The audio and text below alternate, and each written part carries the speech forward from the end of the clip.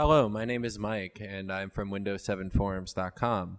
Here you're taking a look at Google Music Beta. This is one of the first looks at this service, which is being offered by Google, and it's pretty amazing.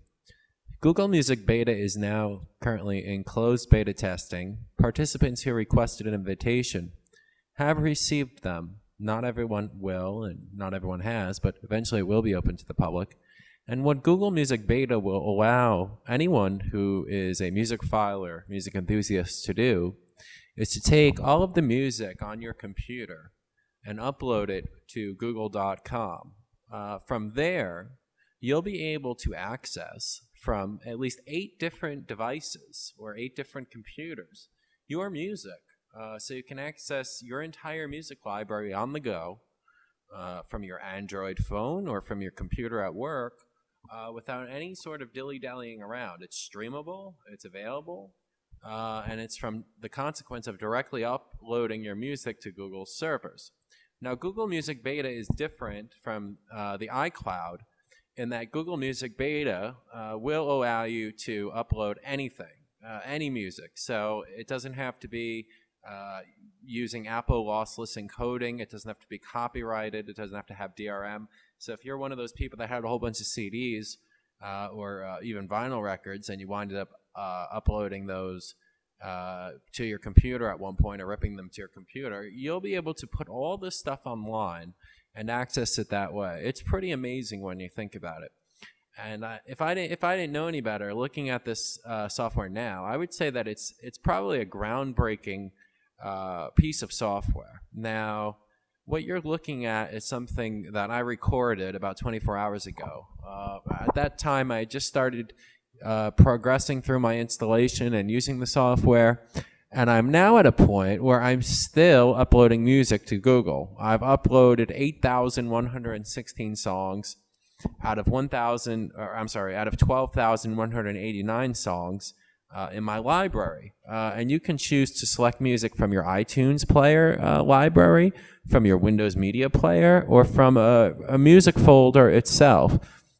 And that's pretty incredible. And once you do this, your songs are basically organized through new and recent uploads, through songs, through artists, albums, and through genres. You can thumbs up certain songs, you can get certain free songs, and you can check out your recently added songs. Now, you can create custom playlists through this utility. You can also use the Android app, which is something we'll be taking a look at in a little bit. But this is amazing in the fact that you don't have to have bought things from the Apple Store in order to get your music. Now, the trend of online music is moving towards online accessibility from wherever you go. A lot of people have done this by copying music to their drives at work and things of this nature. And from personal experience, this has created sort of a storage nightmare in some respects, because you sort of want to respect the user's privacy in many environments and sort of not go through their files. But when you're in a work environment, that costs money. So what this does is get rid of all that. I mean, you're actually downloading and streaming music directly from Google. And this is a great invention. It's something that could change the game as far as DRM or digital rights management of music goes. It's something that could be very positive in that way, because you'll be able to pretty much upload whatever you want. So we're going to go through some of the features of this software next in this software review of Google Music Beta. What's amazing about this software is that even though I'm sort of stuck in limbo here, still uploading music, I can just simply go ahead and go to music.google.com, or I can go to google.com/music, and I can find all of the music I've already uploaded. And some weird playlists that were in Windows Media Player were actually uploaded. I believe that music that was rated by me in Windows Media Player was also placed there, or that may be something else. I'm not really sure. But we can go, when we go to Music Beta by Google, we have thousands of songs at our disposal, because guess what? I bought thousands of songs. I've been buying music since I was 15 or 16 years old, and I can look for whatever I want. And this is all stuff that's normally on my computer. Now, I'm still in the process of uploading, but I mean, let's try to do a random mix, and I probably can't play more than 15 seconds of a given song. But this is going to be a feature that's interlinked with other Google services, and it's really something that's amazing. But let's go to new and recent, and we can see some new stuff. Let's shuffle everything if we can. How about that? Let's see what happens if we try to do that. And you'll see down here, we've got Nine Inch Nails, good artist since they're on an independent label. Maybe they won't kill us. Check this out. Awesome. Awesome. And it'll play the whole song. It'll play the whole song. Fantastic.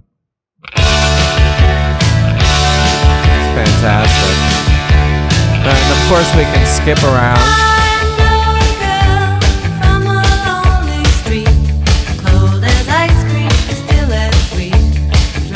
You might know this one.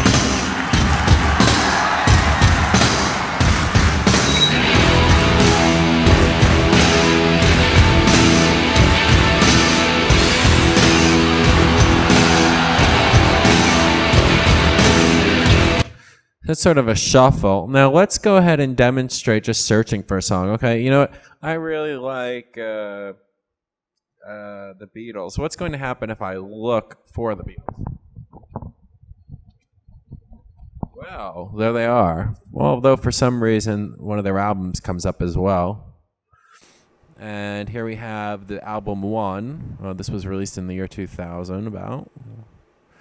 And of course I have the remastered Beatles. I don't know why this has a weird artwork here. This might be a bug. And if you, now, okay, let's go, for example, to the album Help. The album Help is a famous 1960s album, maybe one of the most famous. Well, not even a question of maybe, it is. 1965 was the greatest album released. Now, if you go here, you're going to see play album, add album to a playlist that you can create, edit the album info, delete the album, or shop this artist. Now, this is a whole bunch of options here, but we can play the whole album. And this, mind you, this is streaming again. Help! I need somebody. Help! Not just anybody. Help! You know I need someone. Help! When I was younger, so much younger than today, I never needed anybody's help in any way. Okay, so check that out. You can also adjust the volume controls here. Mind you, this is all in the web browser. And this is something that's going to change the game. You know why? Because the Recording Industry Association of America, in conjunction with the major record labels, have gone insane. If you put the wrong music on a video on YouTube, that video either gets a mark on it and they start advertising on that song, or even worse, your account gets penalized.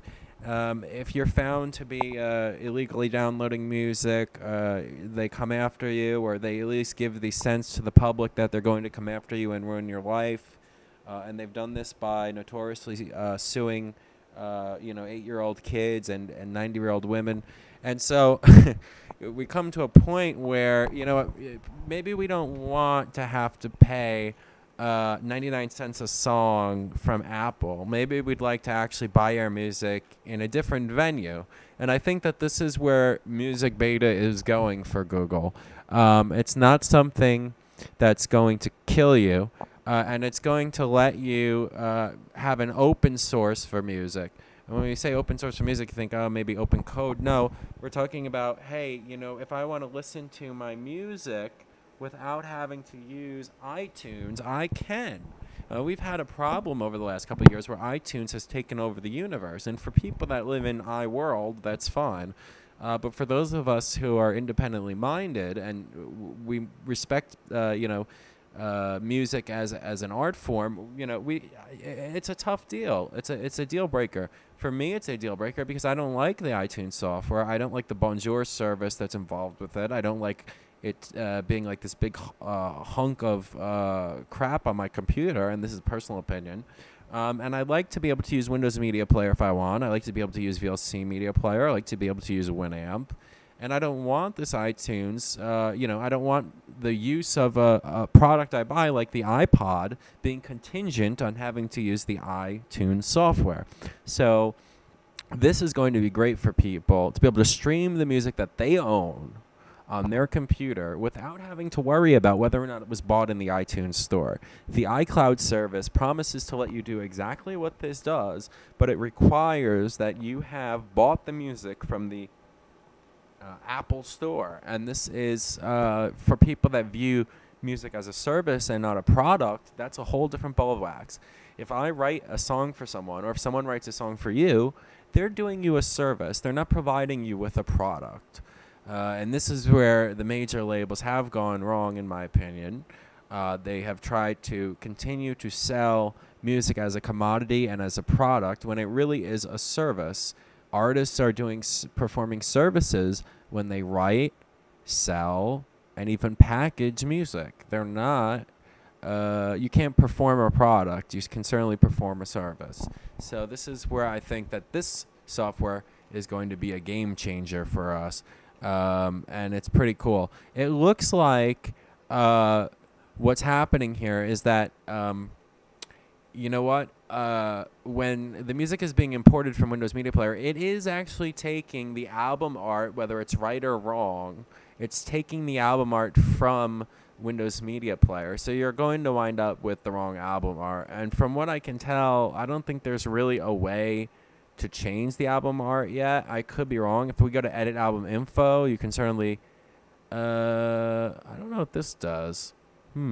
Ah, yes, you can change the album cover. Look at that. And you can even add additional information, So this is a great service. It's something that's going to be a game changer, especially for people who are kind of tired of using iTunes. I mean, I bought an iPod years ago, and I'm stuck in this situation where I have to deal with the fact that with my iPod, I have to either buy an add-on for Windows Media Player to properly sync songs to the iPod, or I've got to put everything in iTunes. And Windows Media Player does have some advantages over iTunes in the fact that it can automatically detect music that's in a folder. Now look, I just said I want an instant mix, and it created a mix off of the song Help. And what it did was it gave us John Lennon's Give Peace a Chance. It gave us Help, the song, obviously. My Sweet Lord by George Harrison. California Dreamin' by the Mamas and the Papas. Eve of Destruction by what's his name? Well, it's not by the Turtles. That might be a mislabel. Got some Creedence Clearwater Revival here. Tiny Dancer. So you got a whole bunch of oldies, and Rockin' Man by Elton John, and Billy Joel, Don't Ask Me Why. Bad Moon Rising by Creedence Clearwater Revival. I Am the Walrus by the Beatles. So you get this Suspicious Minds by Elvis Presley. And so you get this great sort of service that still, you get the sense it's still being fine-tuned. It's still being perfected. And, this is something that's going to be a game changer. Why? Because if you put all your music on this service, and if this service remains free, and I can't guarantee that it'll remain free. I don't know if it's going to remain free. If it does remain free, you don't ever have to worry about saving or backing up your music ever again. And you can have as much music as you want forever. So this is fantastic. And someone like me would jump on this service, and I think there's a lot of people out there who feel the same way. Because, you know what, if I can upload my music to this thing, and I know it's never going to go down, and then I can delete 50 or 60 gigabytes of music, that's fantastic for me. Because I'll tell you what, that's always been a problem. I've got to back up 60 gigabytes of music, and it's clogging up my hard drive. And so this is an excellent service, and we're going to go into the Android application next. The Android application promises to really show us what the potential is. Now, we've seen applications on the Xbox with Last.fm. Last.fm is a service. It's a streaming music service. There's an application for Xbox that allows you to stream music using what's called scrobbling. And if they can get this thing on a service like Xbox and on PlayStation 3, if they can get this service on phones, you're going to have people's music everywhere. This is, in fact, a concept that can be pushed so far that you could say, you could be up at a jukebox, okay? And you could be in a bar or at a club or wherever you are, at a diner, and you could go to that jukebox and you can say, you know what, I'm going to put in my username and password. I want to listen to something from my album. I want to listen to one of my playlists, and I'll pay to hear it. That would be a great invention, wouldn't it? A friend of mine thought about it about, I don't know, it must have been 10 years ago as a coworker. But his idea was you should be able to put your iPod into a jukebox and be able to play whatever you want. Now, this thing comes close. So we're going to go into the Android app and see what that looks like next. Thanks for watching so far. Okay, this is Mike. I'm back here now. And I'm currently on a webcam. Unfortunately, I can't find my my damn video camera. But I'm going to show you something pretty cool. Alright, this is my Android phone, okay? And this is a Motorola Google Charge. This is a on the Verizon network. It's a Samsung phone. It's 4G LTE. And it's from, whatchamacallit? It's from Google. Well, it's a Google Android phone. Now, here's where we get really into what's going on here. I'm going to go over to the Google Marketplace using my touchscreen. And I'm going to click on Market. Let's see what comes up here. Alright, so what we want to do is look up Google Music. Okay, so I'm typing that in now. Google space music. Sorry I don't have a tripod or anything out there, but alright, so here we see a list of applications. This is what's important. And once you're on the Android Marketplace, this is a free app. Okay? I click on that free app now. Here you get a description of the application. Google Music Beta. Yeah, there we go. Alright. I go free. Okay, accept the permissions. And this bad boy is going to get downloaded. As a matter of fact, it's going to get downloaded and installed. And we're going to see when it's installed. Still working here. Alright. Now, here we go. Let's see what happens. This is the first time using it myself. I haven't even looked at it, alright? It promises to be great. That's what we care about. I don't want any crappy music application on our phone here. Well, so far, nothing's coming up. And I'm being told my music library is empty. Why would my music library be empty? Copy music to your phone with a USB cable. This might be a problem. Let's see what we can do to remedy this situation. Well, everyone, unfortunately, I'm using the Samsung Droid Charge. And this is using 2.2.1, which is the Froyo update. It does not have 2.3, which is the later version of the Google Android operating system. It is not Gingerbread operating system. So what that means is that when I go into the option of actually checking my accounts and synchronization options, I'm able to do a whole bunch of things with Google. But one thing I'm not able to do is sync my music. You see, there's options in system settings that let you sync contacts, sync Gmail, sync Picasa web albums, and even sync your calendar. But there's no option to do that, sync music. And that is an option, apparently, that's in the in the Gingerbread operating system, which is 2.3 and higher. So the application is only compatible for cloud syncing with a later version, and that's something that's important to point out because Verizon and Samsung, for some reason, are notoriously famous for not upgrading their Android operating systems. Now there may be ways to get around that using some methods, but that's a whole nother ball of wax. But so there's no cloud syncing on the Android app yet, but once it comes out and once people have it, oh, that'll be pretty neat. So let's go back to seeing some final features and finishing up how exactly this Google Music Beta actually works.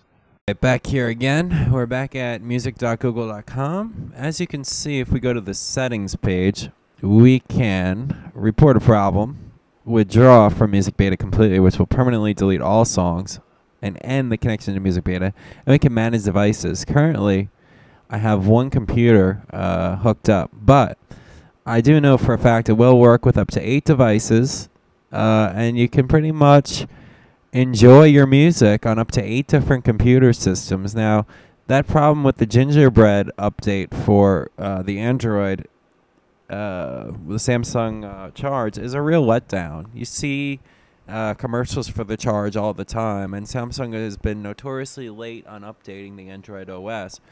But other than that, this is a real game changer because it allows you, once again, to have your music wherever you want, whenever you want, and search on it using Google's excellent search features, and simply listen to your music on your terms without having to worry about DRM.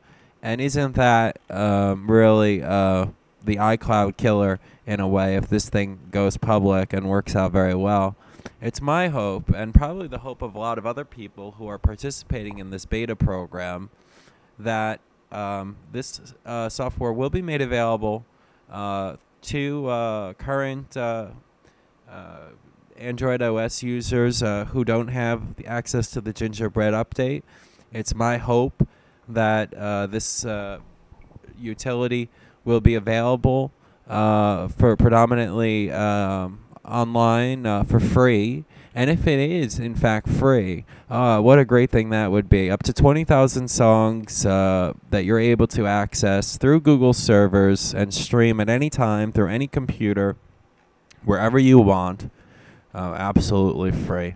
And that really is the essence of Music Beta by Google. Now, what other features will be added in the future? Who the hell knows?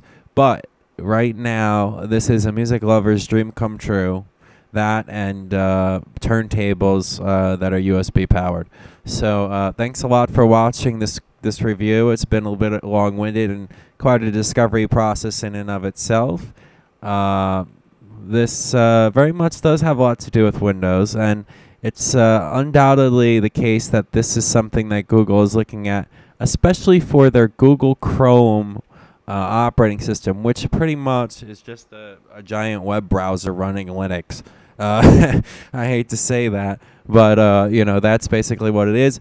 And you know what? If you can upload all your stuff and use Google Chrome OS, then hey, there's something that Google Chrome OS has on all of us. So, but for the most part, you know what? I love this because I can go on a netbook that has something like 8 gigabytes of RAM, and 8 gigabytes of hard drive space, and I can use this thing and enjoy it and listen to my music whenever I want without bandwidth restrictions, and so on. So there you have it, everyone. Visit Windows7forums.com for more information about neat stuff like this. This is something that not everyone is able to see yet if you didn't sign up for Google Music Beta. And it's something that's really nice looking, and it looks like we have a future with this application that we didn't think we would see before.